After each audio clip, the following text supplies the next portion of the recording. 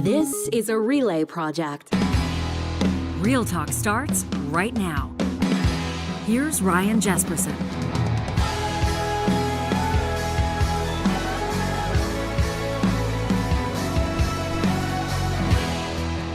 All right, well, this is going to be a good show. I'm grateful that you're here with us, either on our Real Talk live stream presented by California Closets, or maybe checking this out later.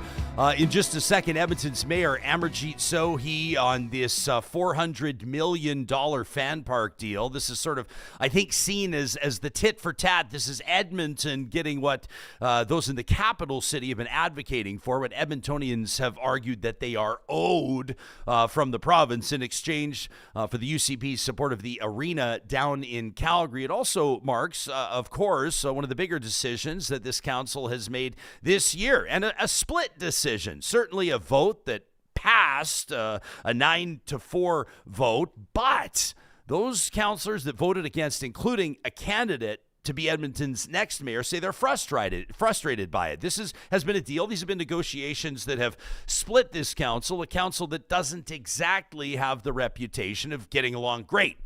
Then again, not everybody wants their political representatives to get along great. Mayor Amarjeet Sohi will join us in just a second on that. Plus, of course, out of the gates, we'll get him to respond to a very candid conversation on this show on the 27th of August, our most recent episode featuring Punita McBrien of Edmonton's Downtown Business Association. She's the CEO there. Heather Thompson, the VP of the Edmonton Chamber of Commerce, and Tom Mailer, who joined us from the city of Calgary. As a matter of fact, Johnny, let's load this up because I think we might as well roll into this one hot. I know that Mayor Sohi's not going to mind that. As a matter of fact, he probably expects it on this show, a fastball right out of the gates. But the conversation rooted in these municipal elections that'll be happening across the province of Alberta coming up on October 20th, and the reality that Edmonton will see a new mayor. There's not a guarantee of that in Calgary.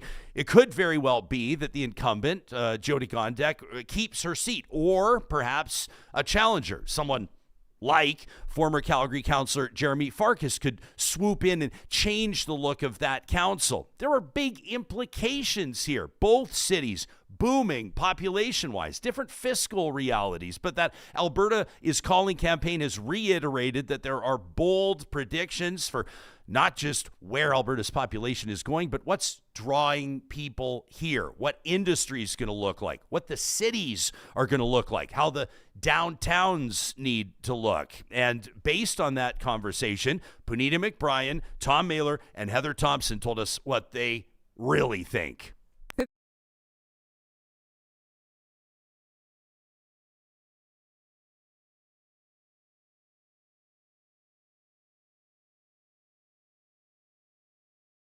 Than all the surrounding municipalities. We're way behind. Calgary has been seeing this and raising the alarms and feeling the pain for a decade now. And since 2014, 2015, that they've been like getting this in motion. And now they're getting to see, hey, North America, look at what we've done. Look at how we've turned our downtown around and really focused in on our economy. We in Edmonton have only been really feeling this in a meaningful way since the pandemic. The biggest thing about Calgary is we had the largest concentration of office per capita in North America. We were so reliant on office buildings for property tax revenue. We were sitting on a landmine. Whoever lost that value. And we did. We had a shock and we had a come to Jesus moment where our business sector came to council and said, we are flyover country. Nobody wants to invest in Calgary anymore. Nobody sees an opportunity. Our day is done. That gets people's back up. People leapt into action. We piloted something called the Center City Enterprise Area for a few years. It's now become permanent. There is no risk. There's no appeal. We don't attach conditions for additional costs. We don't make them comply with current zoning bylaw rules. They can just update their building as required to make it super easy. It's really just to give breathing space for people who have properties to just do what they need to do to attract investment and get financing to do projects. We want to see a lot more. We want to see the business community involved in a lot of the municipal decisions. What sort of levers are there within the economy? The city administration, the elected officials is a huge part of that. And I think one of the things that we, from the business community standpoint, have been a little disappointed with is the lack of involvement, really trusting those experts in the business world. Edmontonians are wonderfully progressive. I think that's one of the great things about this city. We really care about each other. We really care about social issues that affect people's lives. We desperately need Edmontonians to care about the economy.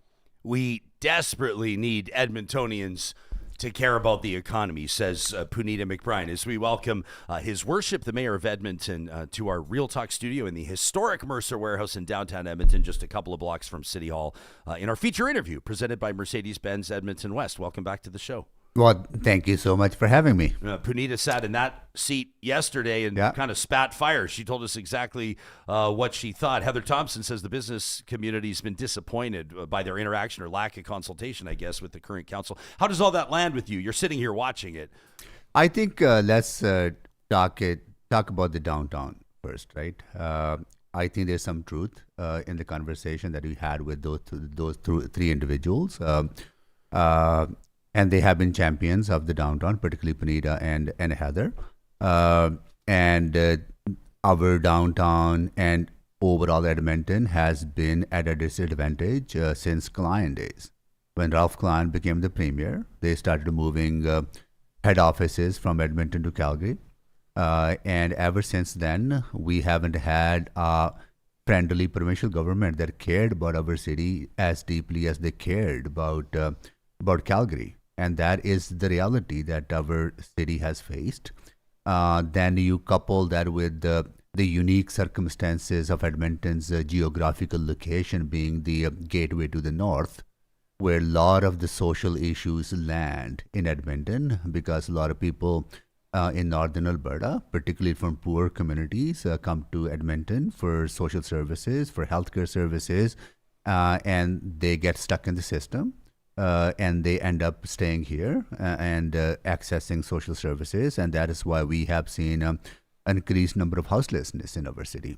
Then added uniqueness is that we have the highest concentration of correctional facilities in Edmonton, and that has contributed to some of the social disorder and crime in our city. So, where I would disagree with them is that despite all those challenges, Edmontonians have been pulling the weight, and we have been shown strong commitment to this downtown, our downtown, and that started with Stephen Mandel when we started working on the downtown arena and the surrounding development. And so, the decision we made this week regarding the $400 million investment in downtown is the continuation of that, and we have seen huge benefits. So I think I'm not as downer as maybe those two. I see a lot of potential in our downtown. I see a lot of activity happening in our downtown. Our downtown is coming back. I gotta see any other downtown that is seeing 5,000 new housing units being built in the city's core. That's happening in our city over the last few years. Along with this investment, there'll be another 2,500 additional units will be built. So I'm more optimistic, I would say, and the investment we are making in downtown are paying off today, and they will continue to pay off into the future. I don't think anybody would take issue with the fact or doubt that it's been more of a challenge to deal with the provincial government in Edmonton than Calgary over the past number of years, probably most particularly through the conservative governed years, provincially speaking. But if you listen to Tom Mailer from what the city of Calgary had to say with us yesterday, he talks a lot about how the business community comes together, the council worked to be very progressive, city administration worked hard to eliminate red tape. There wasn't a lot of talk about, he wasn't saying sort of like the province really stepped in and helped us out, or the province really did us a solid. He talked about how that was a Calgary recognized, Calgary made, Calgary executed solution. Yeah, and we have that partnership too as well. Edmonton has been recognized as the leading city when it comes to removing red tape. When it's to unlocking housing supply and making it easier for people to build. We have created the business-friendly Edmonton office that becomes as a go point for any business who wants to set up in the city, who wants to expand in the city. We are supporting Explore Edmonton. We are supporting Edmonton Unlimited, which is our innovation agency. And I work very closely with business leaders. We have a very productive working relationship with Chamber of Commerce, other business association. But I think my engagement with business community goes beyond just downtown. I engage deeply with industrial sector. I engage deeply with commercial sector as well as suburban businesses and businesses from racialized communities. So I think sometimes just engaging with one organization sometimes seen is not, from my perspective, is not sufficient, and I continue to engage very deeply, and we have seen results of that. I have created my own business growth council. That council has informed some of my work as mayor, particularly our leadership on industrial growth strategy. Do you think that people misunderstand your relationship with the business community, or this council's relationship with the business community? Like, you hear a lot of I know that you're not insulated from the top. I think where we differ is that running a city is not just supporting the business community. Running a city much broader than that. Our main responsibility is to enable growth, not subsidize growth, but enable growth. We enable growth by providing good quality public services. We enable growth by getting out of the way, by streamlining our business processes, streamlining our approval processes, and streamlining our in the housing sector, and providing one-stop shop. So I have been busy along with supporting our businesses. Majority of my time has been spent rebuilding back core municipal services. We have cut back on public transit service. That is an enabler of economic growth. What I hear from business leaders that they need access to employees from all over the city, and some employees can't drive or can't afford to drive, so they need access to public transit. So we have invested back in public transit to support economic growth in our city. Has that been a difficult commitment to keep? Like, if you talk to people that are big believers in public transit, or that observe the obvious, Mayor, they look at the major cities, London and Toronto, and the cities with really robust public transit, or LRT or subways, and they say every serious city has to have serious public transit. And I can we have done international experts that can talk about why public transit needs to be one of the first investments that a city makes, et cetera, et cetera, et cetera. And there's a million reasons, but also when people talk about like rising property taxes, and when they talk about government inefficiencies or frustrations with how long it takes to execute projects and the like, public transit is often cited, and a lot of people sound like they're kind of sick of it. I mean, there's been movements, even the last mayoral campaign, the one that you successfully ran in, the most recent one, the candidates were calling for cancellation of major LRT expansion projects, rapid bus service instead. Did it take some belief or some fortitude that you really had to tap into to stick with that vision? Did you ever waver from it at all? I haven't. I have a deep commitment to public transit because I understand how essential public transit is for middle class families, working class families to have a leg up in their opportunities. I came here as an immigrant without having access to bus service. I probably would not have been able to get where I am today, because that public service has been essential, along with recreational public services, along with libraries that we are investing back in. Not many people understand that we used to close libraries on Sundays. This council made the decision to keep them open on Sundays. We extended the summer pool hours for outdoor pools. We have invested more in snow and ice. We got to do more. But last year, 2025, has the least amount of cost to 311 when it comes to our snow and ice control investment that we have made. So we have been investing back in those services. Sometimes people who don't use those services don't see the benefits of those services. But we are building a city for everyone. My goal has always been to build an Edmonton for all of us. That includes business community. That includes people who are houseless on our streets. That includes the people who are struggling to make ends meet, who are struggling with affordability, who rely on good quality public services, and that's where my focus has been. I don't know if you saw this. It was published by Lorne Gunter, obviously conservative columnist, writing for the Edmonton Journal a couple of weeks ago. On the 14th of August, he wrote that the progressive Edmonton Council has been too obsessed with woke projects to take care of the basics. And he goes on to talk about a woke perception or understanding or application of snow clearing policy. And in a remarkable development here on Real Talk on the 15th of August in that episode, progressive columnist Max Fawcett told us that he actually believed that Lorne Gunter was bang on. He agreed with him, he said, for the first time in his career. What do you make of coverage like that? What do you make of that assessment? Woke snow clearing. I read Gunter's column. I think where he is missing the point is that report was actually about improving accessibility for people with disabilities. It was about improving accessibility for parents with strollers, people who have to walk from home to a bus stop to get access to transit, and people not maintaining their sidewalks. So it was about accessibility. It's not about wokeness. Like I think it's that term is thrown out there without understanding what people are trying to do and how we gotta build a city. I would ask Lauren to actually talk to someone who's struggling to get out of their home because public sidewalk is not cleared. That is not wokeness. That is about investing in our city that allows people to move around and have access to opportunities. And that's what would be my response to those kind of comments that are made out of context without even reading the report. Let me ask you this. Rahim Jaffer is going to be on the show right after you, former Conservative member of Parliament. He wants to be Edmonton's next mayor. And I'll let him put it in his own words, but he's running kind of the classic Conservative campaign. He's promising lower property taxes. He says he's going to get tough on crime. He'll make an exclusive announcement here on Real Talk relating to his platform. And there are those on the Conservative side of the ledger. I'd probably include Tim Cartmel on that, probably Michael Walters to a certain degree. He's kind of in the mushy middle policy-wise. But who say that this council, that idea, and I can tell you kind of bristle when you hear that word wokeness. You've probably heard it enough. You've probably got enough emails from criticizing you. As a racialized mayor, I actually take exception to that because wokeness historically has been about equity.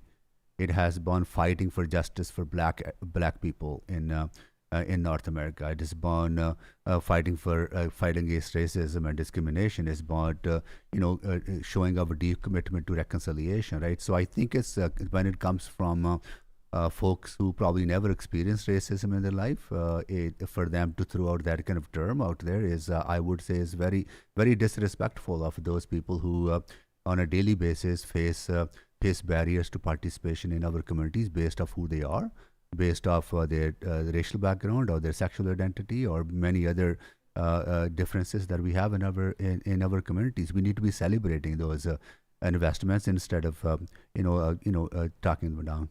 It's often that word invoked when people will take a look at some initiatives that were really important to you, and you kind of just alluded to one. Well, you didn't allude; you spelled it out. I mean, your anti-racism initiatives. There was that initiative. We wanted to plant 1 million trees in the city of Edmonton. People look at things like that. Bike lanes is a big one. That's a trigger word within the talk audience, and people say, like, we don't want council. We don't want council to be focusing on the big stuff. Like, look at the price that Mayor Gondek paid down in Calgary right out of the gates, declaring a climate emergency. It was like, it felt like she lost half the city right out of the gates. People said, why should a mayor be talking about stuff like that? Because we represent everyone. We, as mayor, I represent 1.2 million people. And many of them do have unique barriers to participation in the community, whether they're people with disabilities, whether they're racialized folks. And so I ran on a platform of building an anti-racist city. And I'm so proud that over the last 4 years, we have built the capacity of our corporation and our city, nonprofit organizations, by having significant resources allocated to anti-racism work. I am proud of my work on reconciliation. First time in Edmonton history that we have fully staffed Indigenous Relations Office that is changing how our corporation engages with the Indigenous communities and how we are working closely with Treaty 6 Confederacy, a Métis Nation of Alberta. I am very proud that changes that we are making to by creating an advisory committee to tackle barriers faced by LGBTQ communities. I think all those things are important work of city building. And I would argue that a city that embraces those kind of ideas actually is a good city for economic growth. Because you need to attract talent for economic growth. And you need to have people move to a city for economic growth, for jobs and for workers.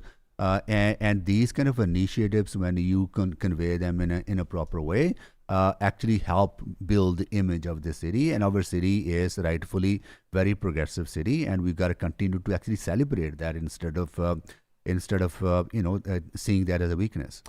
Just a few days ago, your council approving almost a $500 million deal, $400 million deal to build this downtown event park, which will sit just east of Rogers Place, just about 100 meters from our studio right here in the historic Mercer warehouse. It's obviously a huge deal, and I know the culmination of a lot of work, a lot of negotiations behind the scenes. The CRL, the community revitalization level, kind of factored into it.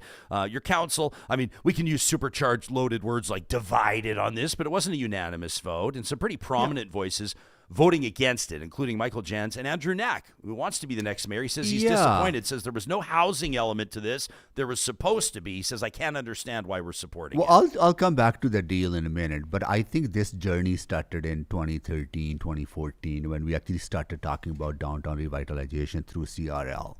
CRL has been a huge success. It allows us to keep the resources within downtown. It allows us to keep the provincial portion of the property taxes in our city. It has been a catalyst to creating $4.7 billion of investment in our downtown, and we did that on our own. You may remember, Ryan, we were asking provincial government to provide us the support to build the arena, and the provincial government rejected it. Actually, some people actively worked against us for the revitalization. I remember working very closely with Mayor Stephen Mandel because I have a deep commitment to downtown. I see downtown as the engines of economic growth and also vibrancy and tourism and their heart of the city.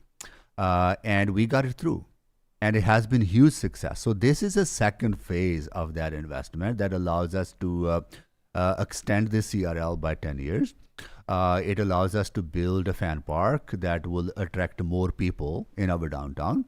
But more importantly, it will allow us to build 2,500 additional housing units in the downtown core. That is a key to downtown revitalization. I heard from your interview with Panita and Heather about how Calgary has been successful in converting their office towers into residential. They have converted, I think, 10 buildings and created about 1,100 residential units.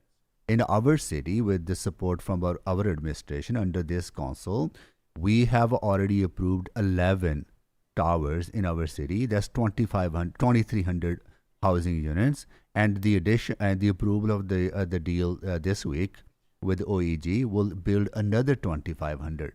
That's 5,000 additional housing units in downtown core without costing taxpayers a single cent. So do you think, like Councillor Knack, for example, misunderstands the deal? I mean, he says he can't understand why the council's agreeing to it. I think the original CRL deal in 2013 to 2014 was controversial as well. It was not unanimously approved. It was opposed by a certain number of council members, and there'd always be division on these kind of transformative investments in our city, but that's okay. I think that's the beauty of city council, where you're not bound by the structure of a party system where you whipped to vote in certain ways. I think having opposition helps improve the deal. But I would say, like, opposition to this deal from Councillor Knack, from Councillor Jans or Councillor Rutherford and Councillor Wright has made this deal better, because they brought out issues that they flagged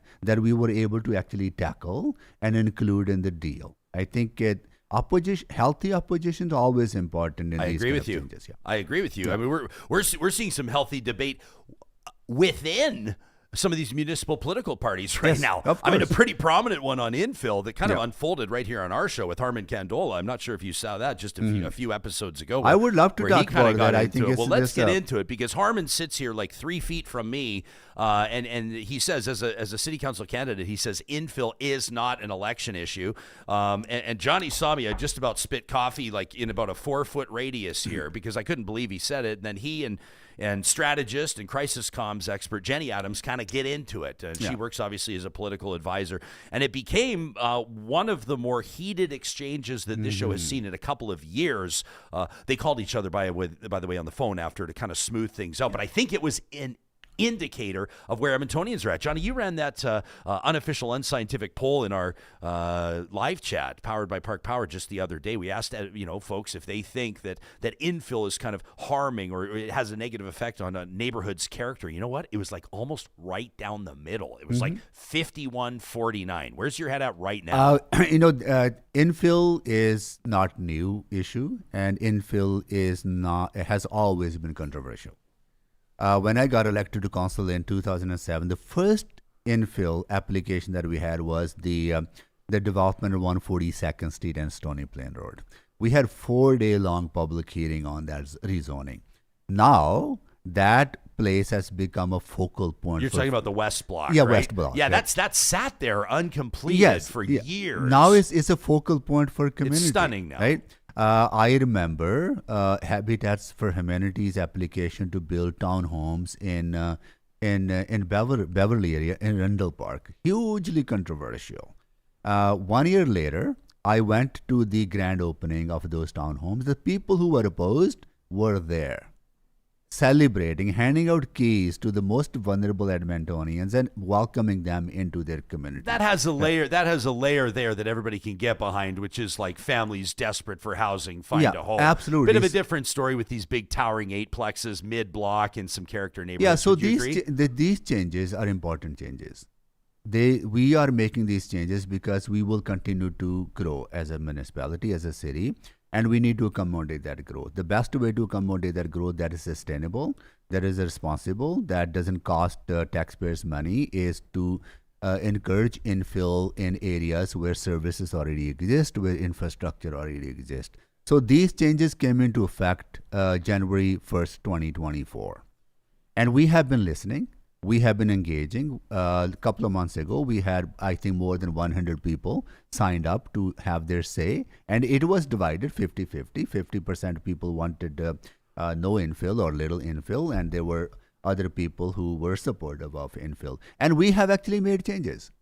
I think those changes are not talked about enough. And I listened to your panelists on infill, and none of them actually talked about how City Council has responded to community concerns. If you allow me, for example, some of those huge pictures that you have seen will no longer be allowed because we have some Johnson. For example, prior to these changes, only 7% of the front can be covered with the windows. Now we had increased that to 15%. We have also reduced the depth of these buildings. You cannot build 4-plex or 6-plex or 8-plex that is longer than 22.5 meters. In the previous, it was 25 meters. We have reduced shrunk the envelope of the building. We have increased side step backs. We have reduced the number of side entrances that you can actually build to these. And there's only, I think, small number of lots. For another example, in order to accommodate a 8-unit on a single family lot, that lot has to be larger than 600 square meter. So not every lot can accommodate 8 units. I know, I see that picture, and I think these kind of listening to people, these kind of units will no longer be. When you see that picture, is that problematic to you? I don't know the site specific of this, right? Whether it's built under RS zoning or different zoning. So I think that does look problematic. That's submitted by a real talker. We called him Terry. That seems like the whole lot is covered. You cannot cover for interior lots, maximum building length cannot be has to be 50% of the site depth or 25 meters. Okay, let me tell you this. So we do our group chat roundtable, and this has been a recurring tradition ever since the show launched. It's a lot of fun. There's more people in the group chat than we have space for around the table, and that means that sometimes they're on the outside looking in, and all they do is they blow up our phones, like Jared Campbell did. So he's a member of the group chat roundtable, but he wasn't on that one. Okay, he wants to be. Every time he's here, he's a rabble rouser. He's a good addition, and he said that every other city in Canada has sort of kowtowed to the NIMBYs, and their housing markets are a disaster. He said affordable housing is our primary competitive advantage at this point. Absolutely. We need to protect it. He said council went too far with allowing too big mid-block. The rules were scaled back. Jared said every single argument I heard on Real Talk in the group chat roundtable was trotted out on each incremental infill change. He says I was very involved when duplexes were first allowed. Yeah. A ton of concern about monster duplexes, towering over neighbors, construction noise, parking, not listening to the community. He says good thing we didn't stop there. Jarrett says, but I will say that despite mostly incremental change, it's become more salient than it should be. A good case, and by the way, he works in commercial real estate, everybody. He says a good case of how policy preference works in the real world. He says people dislike Sohi or this council, they're going to dislike their infill policies. But changes under Don Iveson, the previous mayor, were far more radical. He says 1 to 2 to 4 to 6, lot splitting. He says, but because a lot of people may have liked Don, then they're just automatically okay with his infill policies. Yeah, I think housing is key. Housing is key to people's well-being. Housing is key to economic growth, and we need to create affordable housing opportunities for everyone. One thing that I'm very proud of is the leadership this council has shown on housing. Yes, some people don't like it. Absolutely, I get it. I will never call anyone an NIMBY because people have legitimate concerns when they lose parking in front of their house, when they lose, some sunshine into their house. Those are real impacts, and we acknowledge those impacts. But those are the changes we need to make in order to build a sustainable city. We have enabled more housing. Edmonton is 2% of the national population, and we're building 5% or 6% of the housing in Edmonton compared to national numbers. So we have been a leader, and that is our competitive advantage, and we got to keep that competitive advantage. And building homes on the outskirts of the city is first of all, is very expensive to serve, provide transit service, police service, fire service, recreational facilities, and we have those great amenities in our mature neighborhoods where population is actually declining. And we need to utilize those services in order to build more financially sustainable city. Okay, listen, I promised your team I'd have you done in a half an hour. Yeah. Here, you're in our feature interview presented by Mercedes-Benz Edmonton West, the best or nothing. But I will be talking to Rahim Jaffer right after you, and he's seeking your office. He wants to be the next mayor of Edmonton. I'm taking a look at his website, votejaffer.ca. He's got a big announcement to make here on Real Talk. This is not it. He made this announcement about a month ago, but he's called for a moratorium on bike lanes. You can see it right here. I'm showing you no new bike lanes. And this, depending on who you talk to, could be a very effective campaign strategy. Gets people's attention right away because it resonates with folks for whom this has become a symbol of their perspective on what municipal governments should be doing or what they shouldn't be doing, where they should be pressing pause on projects, where they should be deploying capital or not, etc. We're going to hear from him, his perspective on why he's put that out there, a moratorium on bike lanes. But where's your head at on with that as you prepare to wrap up your tenure as Edmonton's mayor? I think let's talk about some facts about bike lanes. We are investing $100 million over 4 years building bike lanes in our city. That is less than 2% of city's overall transportation budget. So it's a significantly smaller number than what we have been investing in our roadway infrastructure. So that's a fact. Another fact is that on street bike infrastructure, bike lanes on street make up less than 1% of city's total roadway network. 80% of the bike lanes that we're building are multi-use trails alongside the roadway. We are not taking capacity away on existing roads. We have never built bike lanes on arterial roads. We only take road capacity away when there's enough capacity and actually solve community concerns about speeding and safety concerns. I come back to this, what kind of city we want to build. We want to build a city for everyone. I moved here as an immigrant. I couldn't afford to buy a vehicle for a number of years. I traveled on a bus. I biked around our city. But I could tell you, it was a risky thing to do. Edmonton has not been a safest city for people to bike. And we've got to build a safer city to provide people the transportation choices. Household expenditures, you talk about affordability. Everyone is talking about affordability. It costs $10,000 to have that second vehicle or third vehicle or first vehicle. Easily. You can actually move around your city with $600 or $800 per year if you build a cycling network that is safer for people to commute. I think it is about affordability. It is about choice. It is about safety of Edmontonians. And we have always created that balance. I think those are the real facts. Unfortunately, bike infrastructure has been politicized. I had a meeting with Minister Drishan. We shared all the information with him, and we will continue to build. We're going to complete this network. Edmontonians want us to build a city for everyone, and we will continue to do that. I believe that when we have a fact-based conversation, we end up making actually better decision instead of making a decision based on people's emotions or immediate reaction. You see this green square here, Mayor, on our live chat powered by Park Power. That's called the YouTube Super Chat, and it glows green when somebody kicks in and donates. And this is Real Talker's way of, in a very real sense, this is not a metaphor, of buying either the host, the producer, or the guest a beer or a sparkling water or whatever you may prefer. So Super Chat Ken says, regardless of whether I agree with Mayor Sohi on one thing or another, I have a ton of time, and I thank him for his service. He says it's very hard being an elected councillor in Alberta.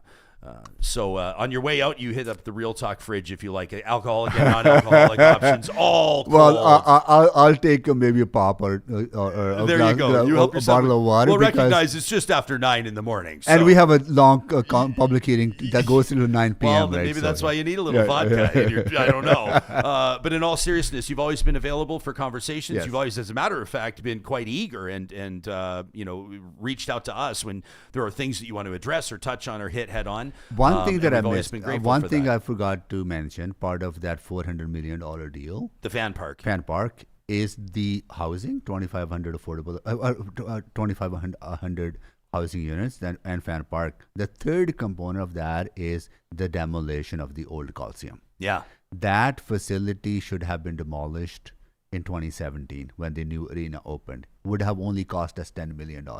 Now it's going to cost 57, us $55 million. 55, which, by the way, for people's reference, I know it's apples and oranges, and there obviously inflation factors in. But the demolition cost is 300% of the construction cost. How's that to wrap your mind around? Yeah. Oh, at the time, why? I mean, it's wild to think that the cost has gone up 5 times over the course of 10 years or so. Budgetary constraints. That's what I know. That 2017, people were struggling, and the council of the time was not prepared to raise taxes to do the demolition. Were they also kind of like participating in these kind of like ridiculous rose-colored ideas of like reinventing it and turning it into all these other maybe things? I'm not fair to the previous council. Maybe those were because there was a lot of deliberation that could turn into like the Burnaby 8 rinks project or some sort of Yeah, but but the thing is this, right? When you have to take an action, you should take an action, and I am proud of this council that we have taken action on things that have been delayed. For example, the demolition of the Coliseum. Now it's going to cost us $55 million. The building of the Lewis Farm Rec Center. That decision should have made 7 years ago, 5 years ago. Now it's going to cost us $330 million. So if you as a council decide to do something, do it. Don't dither about it. And this council has not dither about things. Yes, it has led to some significant property tax increases, which I acknowledge. And there's been dithering on Blatchford. Would you? Not by this council. Blatchford's just a smear on successive councils. I think when we got elected, it was limping along. Yeah. The speed of development at Blatchford has significantly increased now. You are seeing more units being built. I think it is back on track. Yes, more needs to be done. I think you can't really pin the delays of Blatchford on this council. This council has actually made some changes to expedite some of the development, and development is coming along now. We're not doing a very good job of wrapping up this interview. Yeah. There's 100 more things we could talk about. We can, yes. Hey, but well, maybe next time. Yeah, maybe next time. Yeah. Thanks for doing this. We always appreciate no it. worries. Thank you so much for having us. You got it. That's Edmonton's Mayor Amarjeet Sohi in our feature interview presented by Mercedes-Benz Edmonton West, the best or nothing. In just a moment, Rahim Jaffer, former Conservative MP. He's an entrepreneur, a restaurateur in the city of Edmonton. He wants to be Edmonton's next mayor. We'll find out what got him to that point and basically what's driving the momentum behind his campaign. That in just a quick second. First, take a look at this at uab.ca/nominate. The University of Alberta Alumni Awards are celebrating bold thinkers, passionate leaders, and purpose-driven graduates who are making a lasting difference in their communities, their professions, and beyond. These are some of the university's highest honors, these alumni awards, spotlighting alumni who are going beyond success to create true impact. And behind every award is a story of persistence, innovation, and transformation. You can get inspired in person. Join the celebration Thursday, October 23rd at the Horowitz Theatre. Doors open at 7, presented by TD Insurance. Again, you can check it out online at uab.ca/nominate. They've just announced some of these honorees, and I mean, just incredible stuff. Tanya Simpson, a forensic anthropologist who's working with the RCMP to bring answers to families. Oh, and by the way, a children's author whose books uplift Indigenous world views. Christopher Song, a food scientist and educator, driving sustainable innovation from hemp-based products to building community through the arts. I mean, you can check out all the stories, and again, all online at uab.ca/nominate.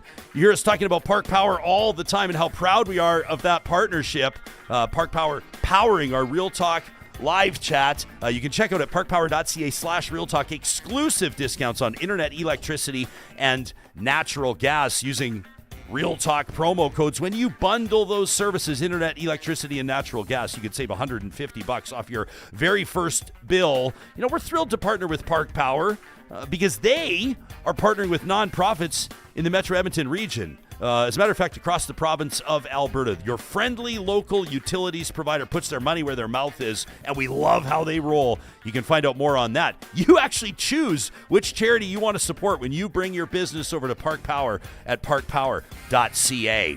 Our friends at California Closets, you know, presenting the Real Talk live stream every weekday, 8:30 Mountain, 10:30 Eastern, on all the social media platforms. You can find us on X and LinkedIn and Facebook and Twitter and TikTok. I said X and Twitter, Johnny. I just can't help myself. Instagram, we're everywhere. Thanks to California Closets of Canada. This is a family-owned business manufacturing all their installations right here in Alberta, and every single one of them is guaranteed for life. I know what some of you are thinking. You're sitting there, you're listening to me. You go, I can't afford California Closets. Think again. If you check out their website, again, californiaclosets.ca, you can learn more about their different design levels. They've got 4 different levels, starting with practical simplicity and making their way all the way through to luxury refined. I mean, that is the real top shelf installation that you're going to get from California Closets. It all starts with a free consultation, and you can book that today at californiaclosets.ca.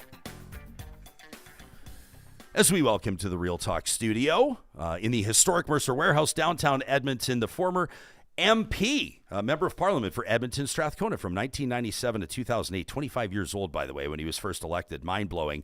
He's been working in the private sector and is an entrepreneur ever since, right up until he threw his hat into the ring to be the next mayor of Edmonton. I believe he's making his Real Talk debut.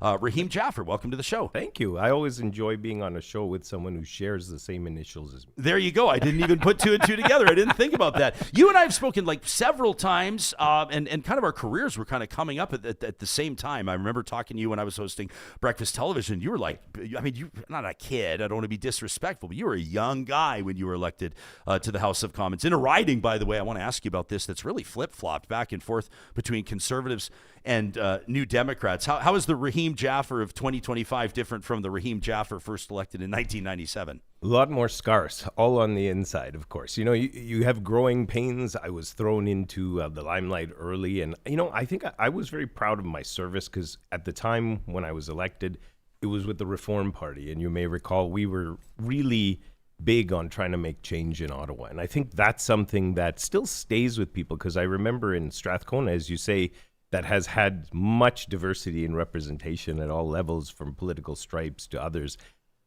there was a lot of support for what we were trying to do because we were challenging to make things better in Ottawa. And I think that's something that still lingers around. People like change. They like to see people wanting to make improvements to certain things. So it was a great experience. Of course, being in Parliament, I was able to see some highs and, of course, after some lows. It was that's how it goes sometimes with the territory. And my dad always taught me. Unfortunately, I lost my dad in February, but he was sorry about that. Thank you. He was always saying, "Look, Rahim, you're going to run into challenges. You got to pull yourself up. You got to dust yourself off and move forward." And I think now, especially, there was a little bit when you introduced me that you missed there. What I also stayed home with my son for 5 years. I was a stay-at-home parent, which taught me a lot because you want to not only be the best for your family, your son, you want to be a role model. So I had to really ensure that I did whatever I could to share the same, information and wisdom my father shared with me, but make sure I could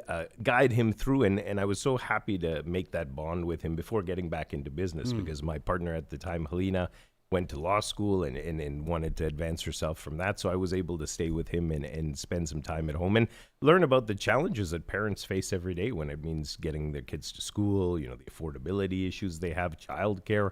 So many things that I was able to be involved on parent-teacher boards during that time where he was in early part of his school and learn more about that, which I, of course, was new to. So a lot of my friends joked and said, wow, you had a real extreme makeover going from the lifestyle you had to a stay-at-home parent. So yeah, that was an interesting experience, and I loved it. And then, of course, getting back in business. My parents wanted to retire out of the restaurant that they had on White Avenue for almost 18 years. It was called Artisan Resto Cafe.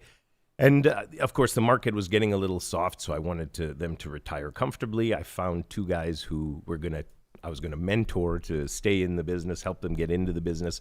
Of course, no one predicted COVID and a couple other things, and unfortunately, they didn't want to work as hard as it is to run a small business, so they left, and I got stuck with it. Now, we own some commercial property as well on White Avenue, and that was part of the reason I stayed in the business.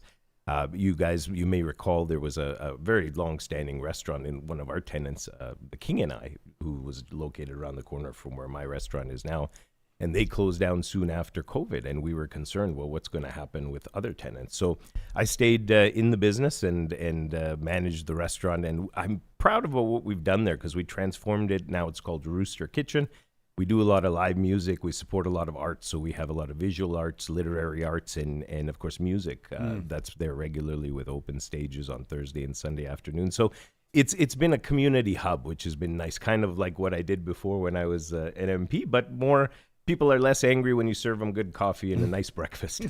Well, you're talking about the highs and lows, and you're talking about your lifestyle, and then becoming the stay-at-home parent. And you've still got the great hair, but at the time, you were kind of this. What were they calling you guys? They weren't calling you the Brat Pack, but you were kind of part of this young snack pack. The snack pack. That's right. It was like right. You and Kenny. I think Ezra Levant would hang out with you guys. Right. You were certainly perceived as a rising young star, I think, not just in conservative politics, but in Canadian politics. And then obviously you had your issues, which you've alluded to on the show, 2009, 2010, drunk driving arrest, cocaine possession, etc. And I think it's fair to say, political career suffered for that, and you became a bit of a punchline in the national conversation.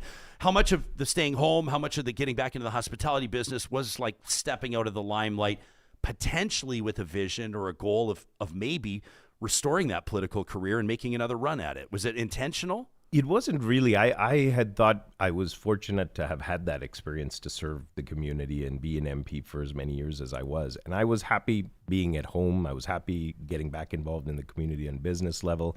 I enjoyed the anonymity to some extent. But I think over the last number of years, and in particular where I've been involved in business and seeing the challenges that not only I was facing on a day-to-day basis, we're doing so much more with so much less as a business than my parents were or when I was younger. And I saw the impacts of some of the decisions, especially at City Hall, having on businesses not only on White Avenue, but around the city, where we're seeing more barriers, more costs, more red tape. businesses closing. Like before, when you opened up a restaurant or something on White Avenue, you'd thrive because just people were there. It was a no-brainer. It was a no-brainer. People were paying like 3 times what they'd pay per square foot anywhere else because they had to be on 82nd Ave. They had to be on White. And there were people out. They were feeling safe. They were supporting local businesses. This happened for a long time. And over the course of the last, and there's been some issues that, of course, have not just been the city that have impacted some behavioral things, but we haven't facilitated or created an environment for businesses to succeed over the course of the last decade, I would argue. I've seen more businesses that are complaining and looking at other options, including moving outside of the city boundaries, and we've seen more of them making those kind of decisions because of the tax burden, because of the costs, and just the barriers they face. We highlighted on one of our announcements when we talked about improving the permitting and making sure that after 30 days, if the permits aren't approved, that they're given the green light, especially on the business side. We've heard stories where businesses almost closed just waiting for silly little things that they weren't able to get, even though they followed all the codes, they followed the rules, the conditions that the city puts forward. There was one fellow who told me, he was visited by city permit officials on a number of occasions saying, oh, yeah, you may have met all these requirements, but we feel you have to do this.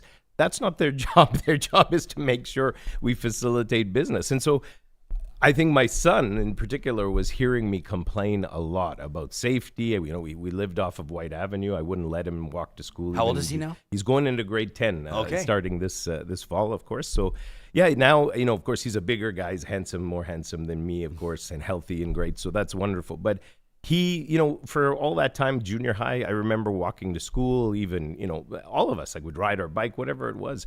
And in the mornings on White Avenue, you'd see some crazy stuff happening, with some of the unfortunate people stuck on drug abuse, the shelters, being released. It was difficult for him to walk to school. And so I would complain about crime, safety. I'd complain about business. I'd complain about a number of things. And finally, he said to me, Dad, why don't you do something about it? You're just complaining all the time. And I said, you know what? Because you're too young, I can't make you run. I guess I'll have to do it. And the fact is that I want this city to be what it was for me, for my son. I want him to stay here. I want him to have the opportunities I had. I think he is somebody who loves this city, and he wants to see, I think, it back to what I was. And all of us were so proud of what the city was. And that's the reason I think I had something to offer, having that federal experience, having the business experience, having experience of knowing what families face in this city. I thought at least I could offer something for change. So we're going to jump into your campaign platforms. I got a million questions for you. I would even want to ask you about the state of federal representation in Edmonton, Strathcona, your former riding. Heather McPherson, the MP there, making news this week, calling for Gazans to be brought over in Canadian aircraft without the passport review or without the refugee review process. I mean, there's some wild stuff happening in Edmonton, Strathcona. But let's stick on safety for a second, because I think that, if you listen to the tone of Amarjeet Sohi sitting in this chair 5 minutes before you, and he talks about Edmonton's sort of holistic approach, and he talks about, I think he comes from a point of great sincerity. I don't think anybody doubts that.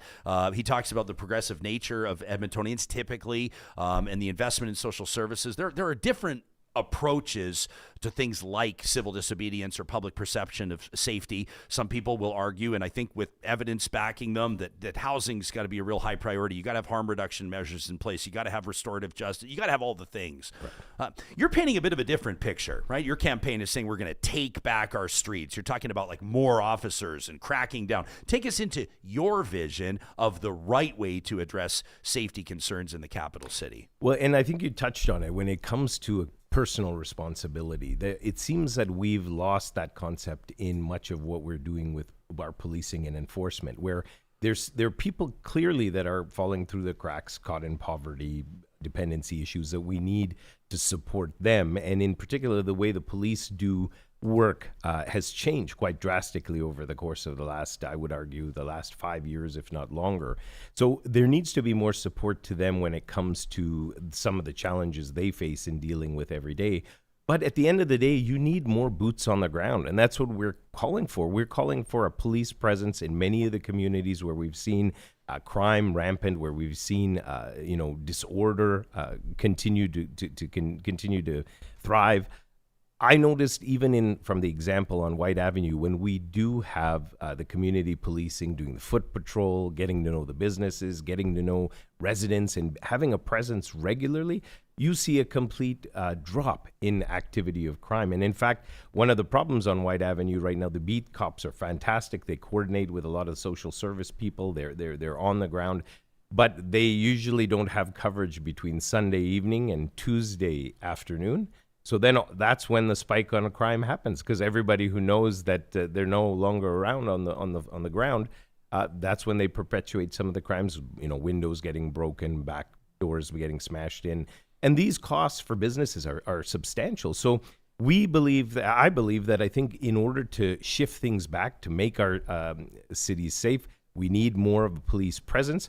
We need to look at ways to make our transit safe in particular, because I think Amarjeet Sohi spoke a lot about transit, but the reality is people don't feel safe traveling on transit, and that's why we're not seeing an uptick of more people using that particular mode of transportation. So there's a lot of things that we're proposing to try to get things back on track. And as I said in our platform, we want to take back our streets. We want to make sure people feel safe going downtown or anywhere in this city. Your team, and again, people can obviously check out your campaign online at votejaffer.ca for more on your platform, but I know you're gearing up to make a pretty significant announcement today. I'm grateful that you've agreed to join us before making the big public announcement. In other words, you'll make it right here on the show. Why don't you take us into the stand that you're taking today and how formative it is to your bigger policy? Sure. Yeah, well, today we'll be addressing, and I know Mayor Sohi talked about housing, and this is something I know that affordability for housing is a key thing for a lot of people. So today we're going to be talking and releasing our policy in particular of how to harness unused city lands currently in ways to leverage for affordable housing. We know that that there's surplus school sites in this city. There's other areas that have been underdeveloped that also can be coordinated with the province in order to looking and exploring how to develop affordable housing. We know that one of the biggest problems I've seen, and coming from the perspective of a federal representative who worked very effectively with my colleagues from the House of Commons, that when we were elected at the time I was there, we would make an effort to meet with the premier, with the local MLAs, with the councillors, with the mayor. So wherever we could get on the same page on issues and be able to speak with one voice, it had a profound impact on the way decision-making was made and how we could address certain things. That relationship is completely broken with the provincial government, and that puts Edmonton at a huge disadvantage. Mayor Sohi doesn't deny it. He said as much here half an hour ago on the show. Said ever since the days of Ralph Klein, Edmonton's kind of been screwed when it comes to the relationship with the province. Is there kind of a subtle message from your campaign? Even the colors, you got a good conservative blue on your website. Is there kind of the implication, subtle or otherwise, that Rahim Jaffer can deal better with a conservative provincial government than any of the other candidates? Well, I think I'm proud of my conservative service, of course, when I was an MP. And I think being in the community now, of course, I'm not going to lose that connection to that way of thinking. However, I know Edmonton, and even in my business, we have a large background of people who come and support us and involved in the arts community. And I think one thing that's common, whether conservative, liberal, or whatever it might be, is that many of the people who support our business, get involved in the arts community in our business, they say we need a business representation in city council because that's been missing completely. Even they recognize it because in our business model, we've incorporated the arts. We've made that a successful part of our program. And I think many of the community members who are musicians, artists, others appreciate that. So I think ultimately, in the end, what I'm trying to do is talk about two things. One, bringing people together, regardless of political stripe. Doesn't matter what jersey you're wearing, if you got to fill a pothole or collect the garbage or whatever it might be. These things are in the community. We all have to work and deal on these things together, regardless of political stripe. However, it's true with the provincial government. I think that for me, I would feel comfortable whoever was in that leadership chair, whether it was Naheed Nenshi or Daniel Smith. I know how to build those personal relationships. I would invite them over to my restaurant for coffee, or I would go see the premier across the way. It's not far from the city hall to the legislature to build those relationships, and that's what's been missing. You've been a fascinating. This is not coming as a question, by the way. I'm going to make a statement, and you can respond. But I think there were rumblings for quite some time. People will often go who do you think could run for mayor, or who's sort of rumored to be considering a run for mayor, and your name would pop up, and people would often go, huh? because on one hand, they kind of think of like the tough stuff that you dealt with, and they kind of go, eh. And then on the other hand, people kind of go, yeah, but like hell of a run as a Conservative MP and still a young guy, and business experience and the like. And you've been, like I would say, and I've said it on this show several times, and I try to be fair in my assessment. We don't try to sway elections or anything like that, but I'm like, there's kind of like, it's been perceived as kind of like the three names everyone's talking about because they're either incumbent councillors, Knack and Cartmel, or very recently incumbents in Michael Walters.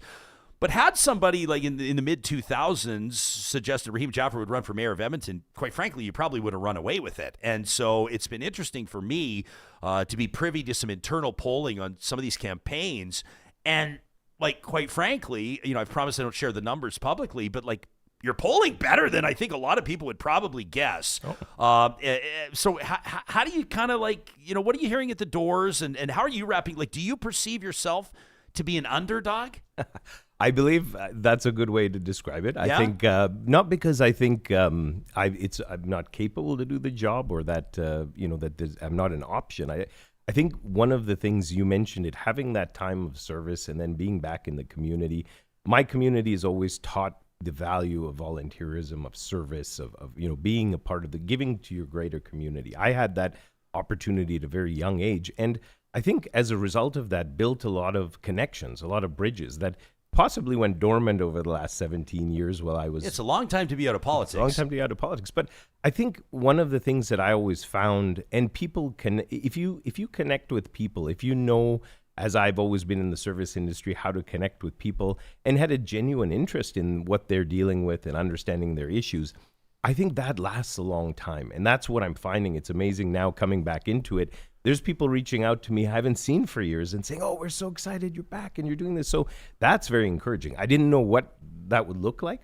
But the trick is now for me to be able to connect with all those people over the 17 years that don't know who I am. And that's the challenge that I'll be facing over the course of the next few weeks. Again, Rahim Jaffer, our guest. You can check out votejaffer.ca. We'll put his website in the show notes on the podcast and on YouTube. What did you, acknowledging that it was 17 years ago that you were in Ottawa, but still, what did you learn, would you say, from your time in Ottawa as an MP representing the Edmonton constituency? I'll acknowledge that there's not total overlap with the provincial and federal jurisdictions, but essentially, you were the federal representative for the riding that Naheed Nenshi now represents as the leader of the official opposition provincially, as the leader of Alberta's NDP. What did you learn from your time in Ottawa just about the way that federal policy shapes cities like Edmonton, and how do you think you might leverage that knowledge as mayor? So I was also able to serve, I had a few different roles, obviously, during the time I was in Ottawa. One of them was intergovernmental affairs, which was very important in learning the relationship between the federal government, the provinces, but in particular the cities, how you can help to fund cities, how you can work on bigger projects with cities, and how to leverage those other partners in order to get things done. We were very effective in doing things at that time for the city that attracted and worked with groups that want to attract bigger events to the city. We used to always punch above our weights. our weight here in Edmonton, given a city as small, as far north and as cold as we were getting like world track and field. We were, when my family first came in the late 70s, the Commonwealth Games, this was something that was amazing for me as a young person. But then I learned how these things can maneuver at the federal level to bring more attention to cities. And as I said, work with the various partners to get it done. This goes back as well, like I said, the provincial relationship is so important. And one of the things that I feel has been completely lost is that ability to leverage commonality. Like, even at the end of the day, whoever gets elected on council, and there's some political parties running this time. Of course, I'm running as an independent.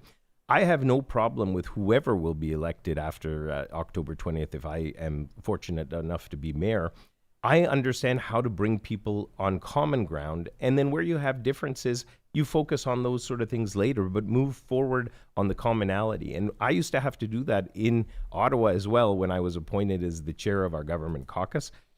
You can imagine I had to run a meeting every Wednesday for 3 hours, keep it on schedule, and ensure that the Prime Minister, the Whip, and others were briefed on any potential rumblings in caucus so that that meeting could go smoothly. And the amount of work I had to do behind the scenes to ensure people were on the same page, that their voices were heard, was quite, it took some skill. And I think I was successful at it because I understood how to deal with people. You know, there's a lot of people that would have, not a lot. I think that it's a small talent pool, relatively speaking, of people that I think would seriously run for mayor and that could do a decent job.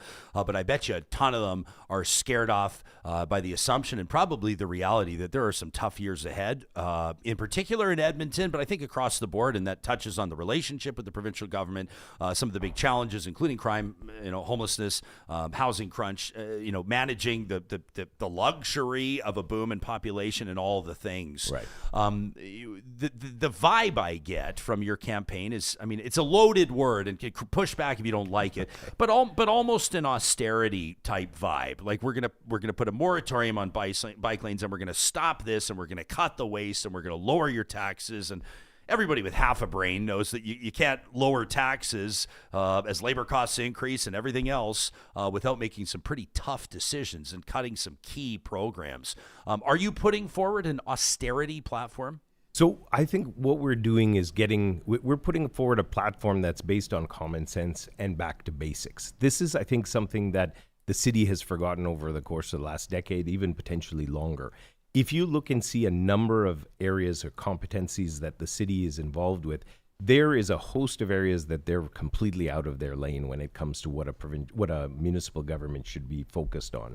There in itself lies a significant amount of savings if you say, look, we can't continue to squeeze Edmontonians for more and more money. We have to look at ways that we can focus on the services they expect, especially in light of the increased property taxes that they've been facing. And we have to ensure that we get into those services more effectively and eliminate the spending in areas where either you can leverage provincial governments to be able to fill that gap or get out of it completely. That's one of the key things. And when we release our full platform in about a week or so, you will be able to see those areas that we feel we have to get out of, but where we have to focus attention. I think it's about practical solutions that make sense for Edmontonians and not a lot of this ideological management view where you have outcomes. You had a good discussion about infill. I didn't quite understand Mayor Sohi's sort of outline of what's happening, because when you go into the communities and you see what the decisions of infill have had to people's livelihoods, like I've talked to families that their values of their homes have been cut in half because of what's been developed between, single family areas, cul-de-sac where you have 16 units. This is no oversight. This is, again, the issue that I've seen over and over again. If I ran my business like this and others who take risks in this city to bring jobs and invest in this, we would have all lost our businesses long ago. But so some of the things that I talk about getting back to basics, there's also an economic plan that I have in mind that will help to reduce, as I said, the ability for businesses to face barriers coming into the city. The one other way to increase the tax base is to ensure your economy is strong. If you have a strong economy, people who want to invest, you coordinate effectively with the other municipalities, outlying municipalities, we can have an Edmonton that we all remember where, like I said, the economy was on fire. It fueled so many things, including arts investment into the university. It also has the impact of pulling people out of poverty, which is something that I don't hear from any of the other councillors. Their solution is always social supports, which is important. But if you don't have economic activity and an engine of the economy, as we've seen, fueling growth, you're never going to succeed in pulling people out of poverty, because the more people that are coming here are not finding their opportunities that they were hoping to find. And this is something that I understand very clearly how to be able to do that. I'm going to name names here, and I'm not going to ask you how you most differ from mayoral candidates where the answer is obvious. But there are, I think, probably, I would say, like, of the so-called conservative voter, the small c conservative voter, or the middle of the road, the progressive conservative voter, whatever you want to call it. You can answer it however you like. Sure. There's probably four choices for that voter. They're probably going to look at you. They're probably going to look at Tony Caterina, who says there's no substitute for experience, longtime counselor. You've got, obviously, Tim Carmel, an incumbent counselor that's running first out of the gates to throw his hat in the ring. And then Michael Walters, who had experience into the previous council. How would you say, of the three in particular, I think Caterina, Walters, and Cartmel, where do you or how do you most differ? And if you want to go individually, great, or if you want to say collectively, great. What separates you from those other options for so-called Conservative voters? So here, I think this is one election where experience is a bad thing. That's what I'm hearing from so many people at the doors. I'm the true outsider here. I've been out of politics for a while, but I've had very important, I think, lessons and experience coming from federal parliament that allows me to understand those networks and those relationships that need to be clearly defined and developed. But being an outsider means that and doing the things that so many Edmontonians have been facing, as I said, either running a business or making sure their families are being able to afford everything that comes with raising families and other challenges that they're all facing. I've been there for the last 17 years. And as I said, remember those days when Edmonton was, you couldn't hold a stick to Edmonton. It was just on fire, and there was so much happening. And again, because of poor management, because of lack of experience in business, because of all the things that unfortunately the other candidates have in their back pockets, this is where I think I'm making a connection with people, that they want something new, fresh, but not completely untested. They want somebody who knows how to deal with things and is not scared to get them done. I mean, I have to make tough decisions, as everyone does in business, on a day-to-day basis. You have to be nimble. There's no reason why municipal governments can't be the same. Being nimble is crucial in making sure we stay competitive in this current market that we're facing. Would you give us, you never get it if you never ask, would you give us some insights into what your team's internal polling is looking like? So, I mean, where do you place yourself in this horse race? It's a tough call because we haven't, this is something I totally underestimated. We announced the fact I was going to run at the end of June. Yeah. There was a lot of excitement. We got some good media coverage. I had people reach out to me, say, we're going to be there for you. You were an intriguing entry. But everyone said, call me at the end of August. And so it's been one of those things that I underestimated the fact that summer, people are really not paying any attention. They are, but it's like their heads aren't fully in it yet. I think after this weekend, we're going to see an explosion of that. And I think then we'll get a better idea of where people may be if our message has been connecting. I think I'm obviously, from what you've said and what I'm hearing, I think I am a player in this particular. You definitely thing, are. But I don't know where I would be on the scale currently. Yeah. But I'm confident that with our back to basics plan and the fact that I'm offering real change for Edmontonians, that momentum's only going to grow in our favor before October 20th. I want to ask you, and I want to thank you for your time, by the way. Just before we wrap, really has nothing to do with the municipal election, but you and Pierre Poilievre, both kind of young guys, both reformers right out of the gates, right. Mid-2000s in Ottawa. Obviously, careers kind of went in two different directions, and he's now, thanks to that by-election in Battle River Crowfoot, back in the House of Commons, the leader of the official opposition, wants to be the next Prime Minister of Canada. I'm sure some positives from the last federal election, but ultimately a disappointment.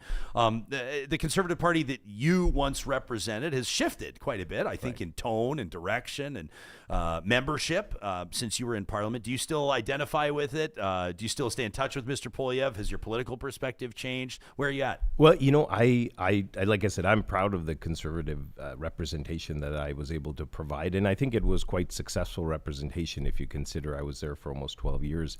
I ran into Pierre at the Stampede, and as I did many people who I hadn't seen for a long time, and he was kind enough. We had a small exchange, and the people I was with, he mentioned to them, I've got to tell you a story about Rahim. So it was just before the 1997 election. We had a big reform convention in Vancouver, and he was 18 years of age as a youth volunteer. So he said, Rahim was one of the headline speakers at that. So believe it or not, I had to go pick him up at the airport. I was Rahim's chauffeur. I thought that was hilarious that he not only recounted this story, but was proud to tell it. So I think... Man, life comes at you fast. That's right. So if I was going to give any advice to some of my former colleagues or those who are involved in the Conservative circles, I would say, look, unity is going to be what's going to give them the success in this next potential election. Carney is a strong competitor now. We know that. However you feel about him, he's going to be a contender over the next little while. I know there's going to be some issues that may hurt him or help him, but if Conservatives stay united behind Pierre and he can continue to now position, now that he's in Parliament, key issues that are going to connect with Canadians, he did that quite well before, obviously, the leadership change in the Liberal Party. I think that will mean that they will be unified, more potentially successful in any election that may come down the pipe. But if they don't, because in the past we've seen Conservatives have a habit, unfortunately, to eat their own, and then the divisions cause, I think, really long-term damage for the party. That's the only thing that I would be concerned about in this current situation. Yeah, for 11, 12 years, you held Edmonton Strathcona as a Conservative MP until Linda Duncan interrupted that run, the very popular New Democrat member of Parliament for sure. Now you've got Heather McPherson there as one of, the NDP is decimated in the most recent federal election, yet Edmonton Strathcona stands as a bastion on the prairies.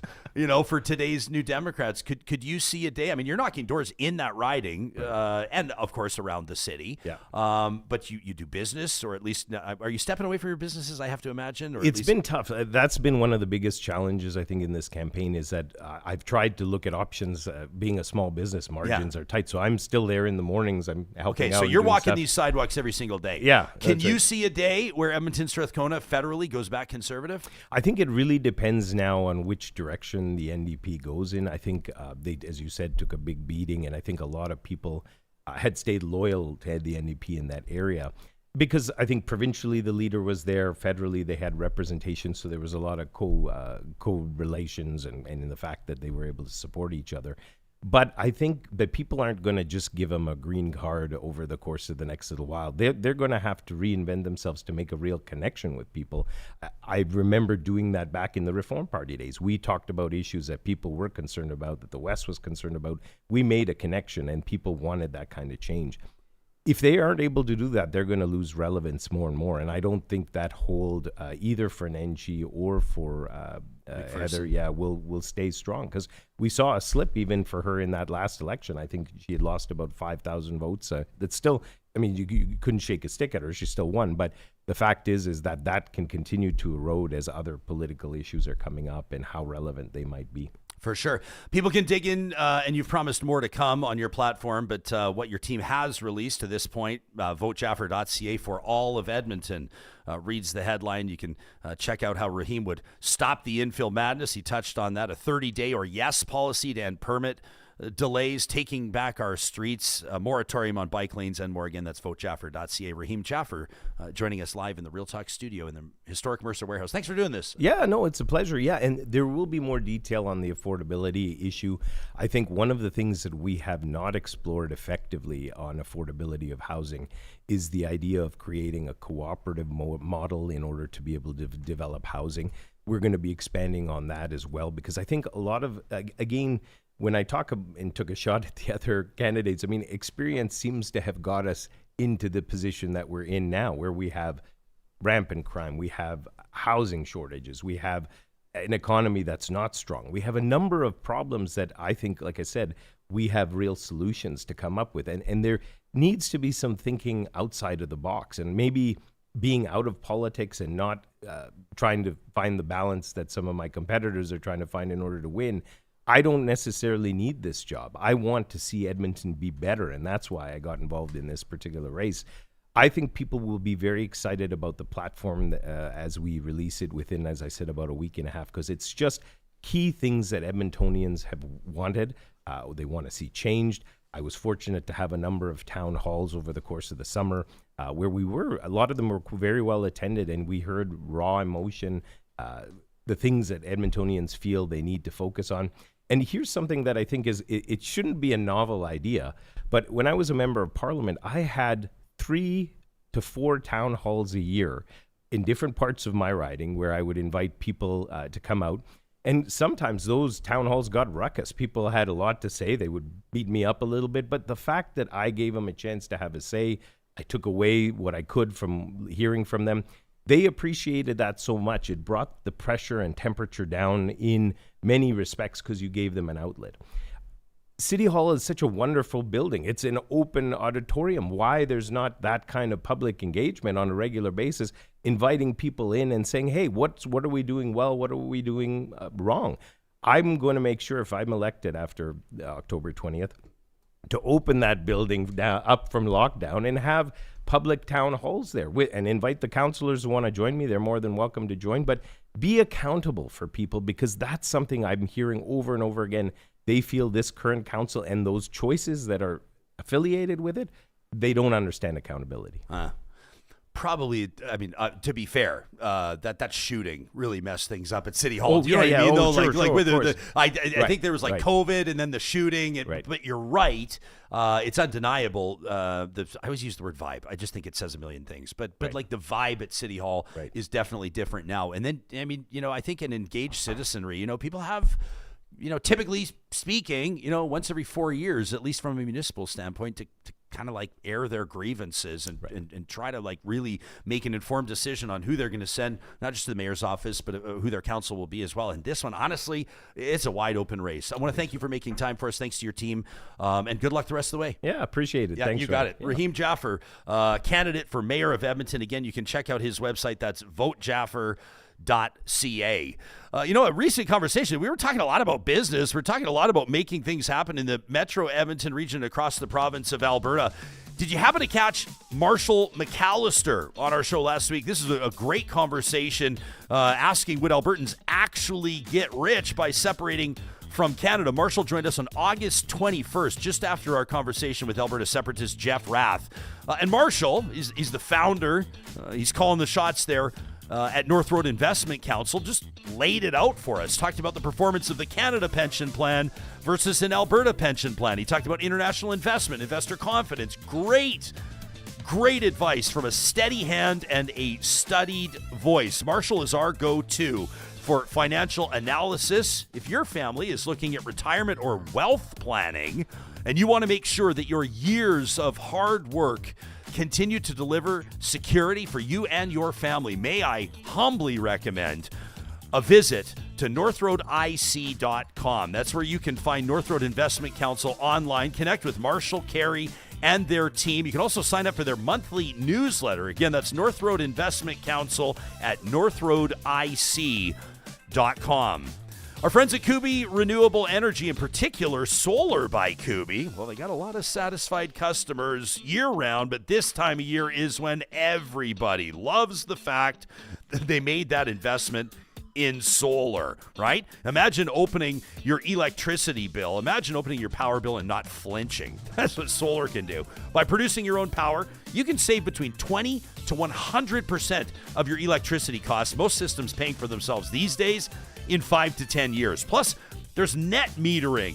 The team at Kubi can tell you all about it, but basically you earn credits in the summer for the extra power you produce, and then you can use those credits to cut your winter bills. So they're working for you all year round. If this sounds like something you'd like to explore, make sure you check out kubi.ca. That's kuby.ca/solar for a free quote and more information. Kubi is solar simplified and people powered. We sure enjoyed our conversation. We referenced it with Mayor Sohi on the 27th of August with the City of Calgary's Tom Mailer, Punita McBrien from the Downtown Business Association, and Heather Thompson from the Edmonton Chamber of Commerce, a vice president there who did a really fantastic job, I think, of advocating for Edmonton's business community and analyzing some of those key issues leading up to this municipal election across the province of Alberta on the 20th of October. If you want to learn more about the Edmonton Chamber of Commerce's advocacy efforts, you can check out their website, edmontonchamber.com. I also recommend you follow them on Instagram. They've got a great account going on there. They've got a mayoral debate coming up. They've got their advocacy impact spelled out for you. And of course, you can check out their events calendar. Always something going on, including their 56th annual golf tournament coming up in September. I'm so honored to be hosting it. Don't be left on the outside looking in. Strengthen your business and support our community. Visit edmontonchamber.com. And we had such a wonderful time out in Jasper over this weekend in support of the Stollery Children's Hospital Foundation. I was telling you in my Jasper memories on our Wednesday episode how nice it was to connect with Chad Helm. For those of you that are watching us on YouTube or on social media, I always love to put a face to the name. So this is the guy. This is a photo of he and I in the ballroom at the Fairmont Jasper Park Lodge. This is the guy behind the helm. This is the namesake. Chad is the one that I look to anytime I need to get dressed up to impress. Hosting events in front of hundreds of people, or maybe just a special date night with my wife, Carrie. I'm always swinging by the helm, thehelmclothing.com. Chad Helm, of course, and his team.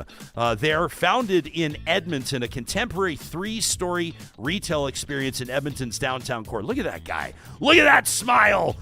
And on my smile, I'm talking about Johnny. That's another satisfied customer of the Helm. If you're looking for a custom suit or luxury casual wear, maybe Ralph Lauren or Zegna or Brunello Cucinelli, that's a Cucinelli coat I have on right there. You make sure you swing on by our friends at the Helm. You can also check out their website. That's thehelmclothing.com.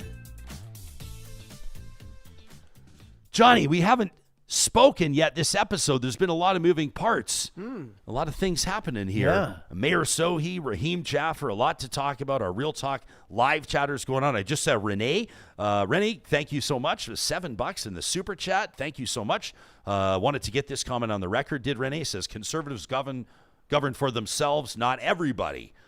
He says, just saying. I guess, I guess it just kind of depends on your perspectives on governance and your perspective on what qualifies as conservative. And I would imagine there's a lot of conservatives that would probably look at progressives. Are these the two phrases we're using now, I guess, those that are at odds? Is it conservatives and progressives? It pains me. We used to refer to the progressive conservatives. It was such a perfect fit. The party that never made any mistakes. Never? Well, time heals all wounds. Yeah, but conservatives and progressives. Renee, thank you for your support of the show, and thanks for your engagement as well. We had a lot of people. I saw a comment as well. I can't remember who put it in there. My apologies, but somebody said in talking about the price of bike lanes, cost of bike lanes. So he's going, listen, we're spending $100 million over 4 years. Let's call it $25 million a year on bike lanes. Somebody wrote in and said, like a single overpass on the Yellowhead expansion, which is I think it's a multi-billion-dollar. It's at least $1 billion highway expansion, Highway 16. They said that like the entire cost for all the bike lanes is like one overpass on the Yellowhead. Yeah, I don't even want. I'm so sick of talking about bike lanes. Honestly, Johnny, would it be easier if we talked about fluoride in the water? Oh yeah, that actually would be easier. Let's just remove all the parks, all the bike lanes. Let's just have everything be be money generating, for profit, and I agree with you. Let's turn this municipal government into a real profit generator. Maybe we could sell shares in the city of Edmonton. Buy low, sell high. Hey, I wanted to say congratulations. Oh, come on. Are you surprising me with this pre-prepared graphic that we have? We have a couple of announcements, and we're going to do back-to-back jacks right now, and then we're going to get to the Flamethrower. For those of you that maybe didn't hear in a previous episode, this will be our final episode before September 2nd. Why don't we go to the September 2nd announcement first? Before the fiscal. But it'll be Real Talk's fall launch, so to speak, on the 2nd of September. We're going to take the next couple of days to gear up for that, and we have a big fall in store, which, of course, will accommodate this municipal election, the ones coming up, and we'll have you covered from across the province of Alberta. But we are absolutely thrilled to announce that starting on Tuesday, September 2nd, and then every week after that, most typically on Mondays, the first episode of every week, Her Royal Highness, the Queen of political commentary in Canada, one of our very best friends, my former co-host on Seriously, the incomparable and brilliant Supriya Dwivedi is returning to Real Talk starting Tuesday, September 2nd, and moving to Mondays after that. The first episode of every week, Tuesdays after long weekend. Supriya will be joining us at 8:30 Mountain, 10:30 Eastern, and we are stoked that this is going to be going down again. Real Talkers have been, ever since she took a job, we talk about how we lost our bookends, right? And, for a long time, people were writing in and saying, gosh, you had Supriya on Fridays, you had Charles Adler on Mondays. These are like incredible bookends every week. And I said, well, what do you want me to do? Like, Supriya's working as a senior advisor to the Prime Minister of Canada, and Charles just got tapped on the shoulder to be a senator. People are calling Real Talk a bit of a career factory. Like, things were happening here. We were losing all of our top talent. But with obviously the change in Prime Minister's offices and Supriya looking at new opportunities, we are thrilled that she will be back joining us on a weekly cadence. I can't wait. She creates content. She creates hashtags. She creates slogans. Remember Hate Boner? Hate Boner was one of my favorite hashtags of, was it this season or last season? I can't remember. Look at this. Wise Kyle is crying in his cereal right now. Oh, fuck, he says, liberal talk with Ryan Jesperson as Rahim Jaffer just left the table. Kyle crying in his cornflakes this morning. Tony Thanks says for being Sabria's here back every in the day, house. Kyle. She says, could she please help out Mark Carney's comms team? You got to wonder. God. I mean, I would imagine. This has been kind of the challenge. We'll ask her about this. Like, you guys, we have a million questions for her, and it's a good thing she'll be back every week. But, it would be interesting to get the inside scoop on which staffers stuck around, because you need to have that transition team when you change prime ministers. But at the same time, Carney's got to send a message to Canadians that it's not just status quo. It's not the same old PMO. It's a whole new PMO. So she'll be giving us insight on that and policy decisions and insights and all that kind of stuff. Looking forward to it. wait. Plus, she's a dream to work with. Like, you as a producer know that. Like, she's honestly approaches her job just in an incredible way. So, and then announcement number 2. This is something. Do you want to make the announcement? This is something I think that we were a little bit taken aback by. Pretty excited about. Not going to lie. You like us. You really like us. You like us. You really like us. Do you know she never actually said that? Sally Field did? Yeah, it's a convoluted. What did she actually say?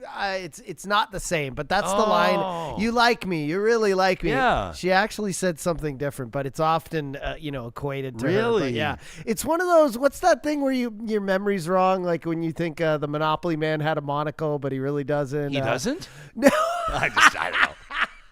Man, I'm so bad at Monopoly. I'm honestly so bad at that game. Somebody's going to say it in the chat right away. But yeah, we've been, hopefully we can bring home some hardware this year because we've been nominated for 3 Rosie Awards. Yeah, so this is, it's called AMPIA. This is the Alberta Motion Picture Industries of Alberta. This is basically like the Alberta Emmys. And so you've got obviously a ton of filmmakers there. You've got a lot of television personalities for the specialty channels. You've got a lot of actors.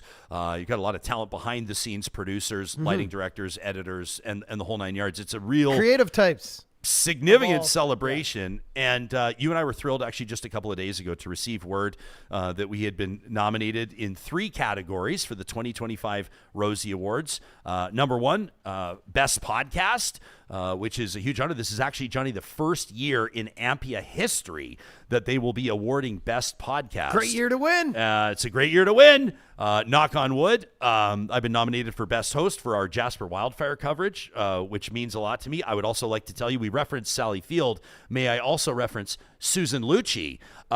Susan Lucci famously losing at the Emmys year after year after year after year, and I have earned a bit of a reputation as the Susan Lucci of the Rosie Awards in Alberta, having been nominated 6 times for Best Host and never winning. So will year 7 be any different? We will see. And then Best Lifestyle and Reality Production, which is also a relatively new category. So 3 nominations for Real Talk. Thanks, Let's go. Let's get that. We want to, we've got a trophy case in here that's still in the box, and we're waiting for our YouTube award. We're waiting for our Rosie Award. Yeah. We're waiting for a couple other things. And then once we have like at least 4, we're going to set it up. We need minimum so of 4. you guys can see it in here. We need to go on a in run. the amazing, we need to go on a historic run.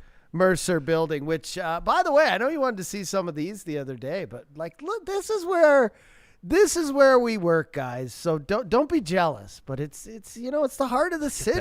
Right? This is absolutely incredible. If you're watching on YouTube, if you're listening on the podcast, we took the drone up the other day and just took some shots of looks incredible. Just the building we work in, and we were talking about the other day. Like, imagine if this building was not here next to Rogers Place. You know what I could see with it? Henry Edgar and his team did this this will be a regional reference, but for those of you that are familiar in Edmonton with, like, where Jasper Avenue does a 90-degree turn and goes north, and Stony Plain Road intersects it right there. There was like is this historical building that was there on the corner for a long time, and I think it was deemed to be kind of unfit for long. I mean, basically, it was going to take like tens of millions of dollars to restore it. I think there was like some foundation work and stuff like that. But the team at I think it's Edgar Developments, and they were partnering with someone, I'm sure, stepped in, and they honestly, Johnny, like took a big part of it up. They were going like brick by brick, breaking this down. And I think that they were to a certain degree documenting like which bricks were there. Not exactly, but in the spirit of that, they built up a tower, and then it still has I don't think you'd call it a facade, but it's basically like, imagine the original building still standing there but improved with foundation reinforcements and everything else, and then a big tower that goes up from the middle of it. And it's actually an interesting way to preserve some downtown historic assets. A lot of cities have done it. I mean, most major cities, you'll see developments like this, but then also do like high density residential or other commercial above it, which is kind of a neat idea. But it is hard to imagine, 104th and 104th, Street and Ave, that's where we are in Edmonton, friends. 104th and 104th right on the corner. It's hard to imagine it without Mercer Warehouse there, isn't it? It's just beautiful. And the Neon Sign Museum and everything else. When you're driving by on 104th Ave, give us a honk. As the sign said when we were out camping just the other week, a family that was there, a few families with their motorhomes right along the side of the road, and a big sign that said, "You honk, we drink." That's my kind of family. So give us a honk next time you're driving by. The Mandela effect. Thank you to our chatters who always keep us on our toes. That is the effect where you remember something different. When we were talking about Sally Field, the Monopoly guy does not have a monocle. Well, that's Mr. Peanut, Ryan. Well, I've always, good point. And another one of those, this isn't maybe the same deal, maybe not the exact same thing, but one of the phrases that I've always questioned, people say, what the definition of insanity is, right? Doing the same thing again and again and again and expecting a different result. And you hear it all the time. Like some of our people in the chat. Well, but people always say it. No, like it's true. Speaker, you've all heard it in classrooms and lectures and all the definition of insanity. Doing this. No, it's not. Like I just Googled it right now. Insanity definition. The definition of insanity is the state of being seriously mentally ill, madness, extreme foolishness, irrationality. The definition of insanity is not doing the same thing again and again and expecting a different result. Isn't that how we invent Why do we even and say develop that? and discover basically everything? Is trying something over and over again. Maybe moving it the needle a little and changing it. So the actual quote, Sally Field, before we get out of here for the weekend, so everyone can close that OCD door in their mind right now, which is like, what did she actually say? She said, "I can't deny the fact that you like me. Right now, you like me." Okay. And then literally like a year later, she was being quoted everywhere as saying, "You like me. You really." There were actors, there were skits on SNL about it. It was everywhere. But she never actually said, "You like me. You really like me." Yeah. Sally But Field. we remember it that way, don't we, Ryan? Sally Field is one of the great all-time. I was a bit of a weird kid, like when I was like a preteen into What's your favorite Sally Field movie? Well, Steel Magnolias. Mrs. Doubtfire. And like when I was, and how do you not say Mrs. Doubtfire? That's another great one. And like, but I remember like, and then, like when I was like, you'd ask me if I was like 12 years old and you ask people like, what's your favorite movie? And they'd be like, Return of the Jedi. And I'm like, Steel Magnolias. And then if you say no, you're in an argument for 3 hours. You were like, who is this kid? And I was listening to Dave Rutherford talk radio when I was like 15 years old. Like, what was I feel like wrong we'd with like me? the same old movies, like Steel Magnolias, Fried Green Great movie. Tomatoes. Amazing movie. Like those are the ones I was into. 100%. But Absolutely. also, Return of the Jedi is a great movie. Oh, I mean, I'm not bringing heat to return. I'm not an idiot. Maybe the best of all of them. Emily G, by the way, pointing out, and thanks for doing this, Emily, says the Ampia Award ceremony, by the way, is October 25th. For anybody else wondering, you can check out ampia.org. Oh, man. We're going to have a table there. I can't wait to go to the Helm, get all threaded up, Right? and just walk in there. And I know. And the funny thing is, I don't know if you looked at the schedule. The schedule isn't out like the timing, but there's a day show and a night show. Yeah. And when they give away our awards, Yeah. so like one of the first awards is one we're up for. And then 3 awards later, another one of ours. Wow. So like, So we're going to be drinking either way. well, I'm just going to be super nervous that when we walk in, the very first people that go up, Well, I'd it's rather gonna get be it like, over with. We're on the I'd rather chopping get it block, over with. Like It's like if you're immediately. going to get your tooth pulled or get a vasectomy or whatever, you don't want to be sitting there like. But then we have another one later that will be, I'm not sure why I compared an award nomination to a vasectomy. That's weird. That was a little bit weird. But they always save, obviously they save like best actor, actress, director for the end. So it'll be nice to stick around. And I just want to be in a room full of people in this province who are the reason I do this. Yeah. I always say that it's an honor to be nominated. If we won, it's amazing. But to be in a room with people that there's always someone more talented than you out there. There's always someone you can learn with, draw inspiration from. So to just be in that room and talk to those people and be like, man, you inspire me to go to work every day. That's going to be the big plus for me going to this. Well, you wouldn't. We wouldn't be nominated if it wasn't for you, and so. Or you. Well, I agree. And a dynamic duo, and because you always try to eschew recognition, you try to eschew praise. I have to pick my spots when you have to sit and listen to how much we appreciate you. Yeah. So congratulations to you personally on your Ampia nominations, and thanks to everybody for tolerating us as we talk about this for a couple of... No, but like in all seriousness, we wanted to let you guys know, because like you guys are huge supporters of this show, and you engage with the show, and you do an unbelievable job to keep us doing this every single week. Through, supporting our sponsors, through subscribing to us on YouTube and our podcast and rating the podcast and all sorts of things, right? Your advocacy, writing in emails to talk@ryanjesperson.com. So I feel like this is kind of a shared win for everybody. And just wait, if you're not even supposed to talk like, no, you know what? I'm not even going to say it. Hockey players don't talk about it. They say one game at a time. They keep it boring.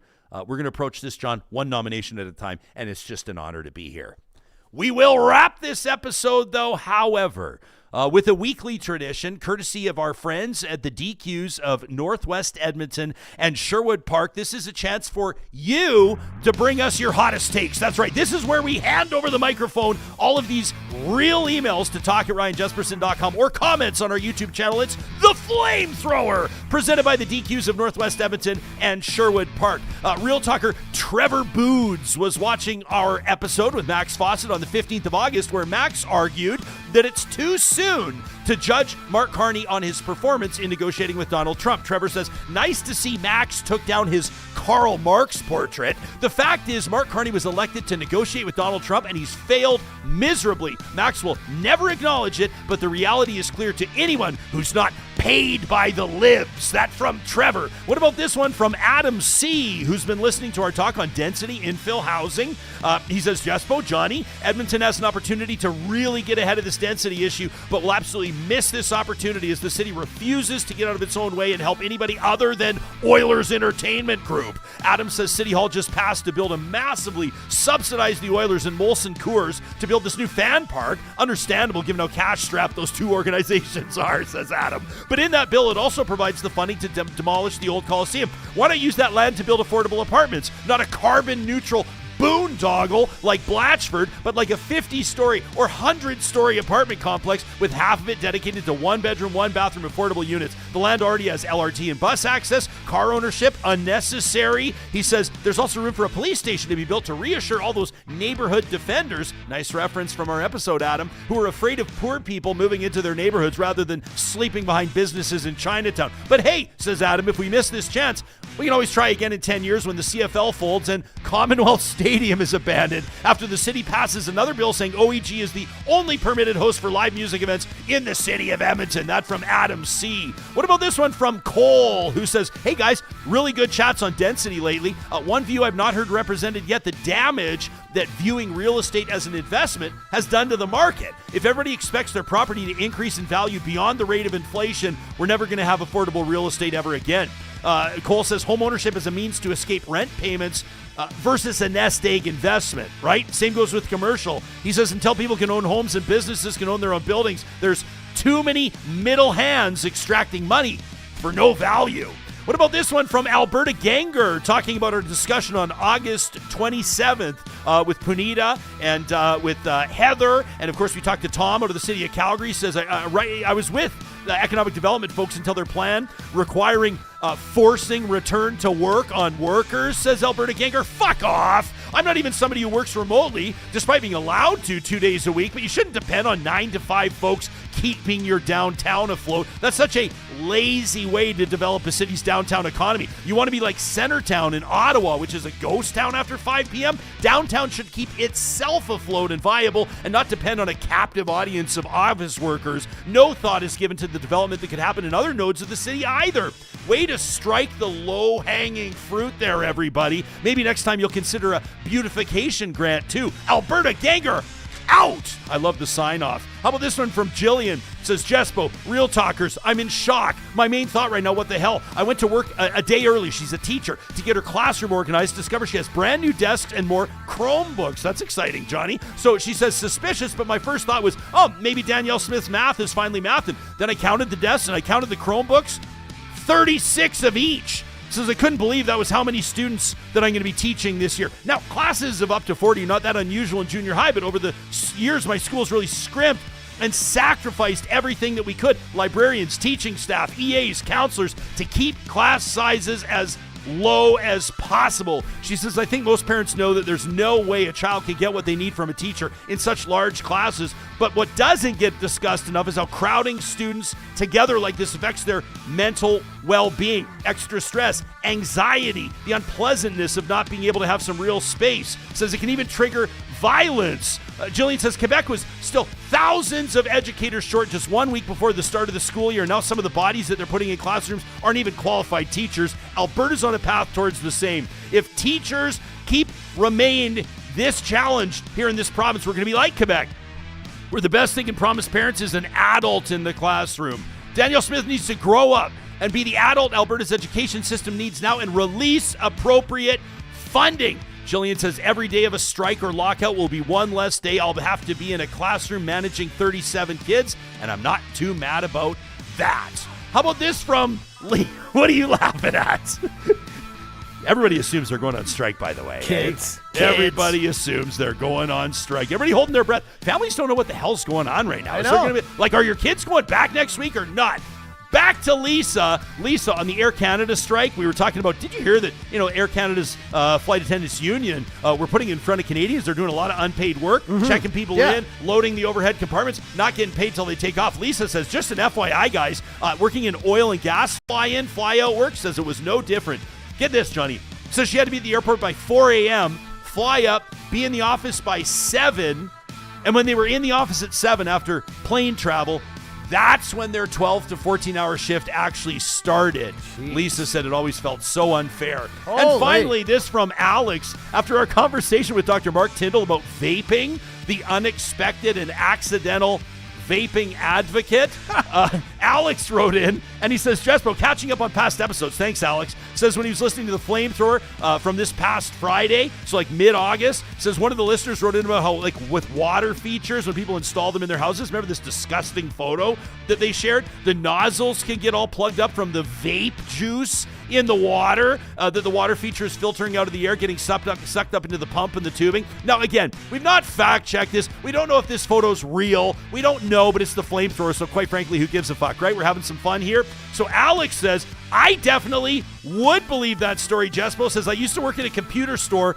and we could always tell if somebody was a smoker because the fans on the computer, even the internal parts, get coated with a film of oil and tar and dust would get stuck to it. Says it makes it really hard to clean. And when vaping started coming on the market, Alex says you could definitely see the difference between a vapor and a smoker. The residue is even thicker and stickier and even harder to clean the dust off. In a lot of cases, parts like fans and things had to just be replaced. That from Alex. Say no to vaping, kids. And definitely don't ever smoke. This brought to you by those of us that care deeply about you and your well-being, and that includes our friends at the DQs in Palisades, Nemeo, Newcastle, Westmount, and Baseline Road, the sponsors of our favorite 5 minutes of every single week. It's the Flamethrower. Emails to talk@ryanjesperson.com will always be considered. We will be back Tuesday, September 2nd with Supriya Dwivedi. We'll see you then.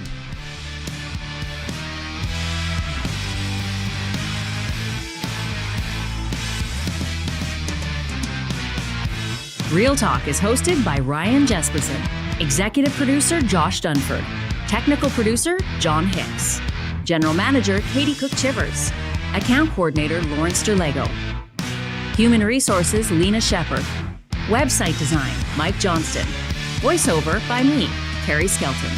Real Talk's editorial board is Supriya Dwivedi, Ahmed Ali, Brandy Morin, Ann Castleman, Corey Hogan, Harmon Candola, Catherine O'Neill, and Chris Henderson. Member Emerita, Julie Rohr.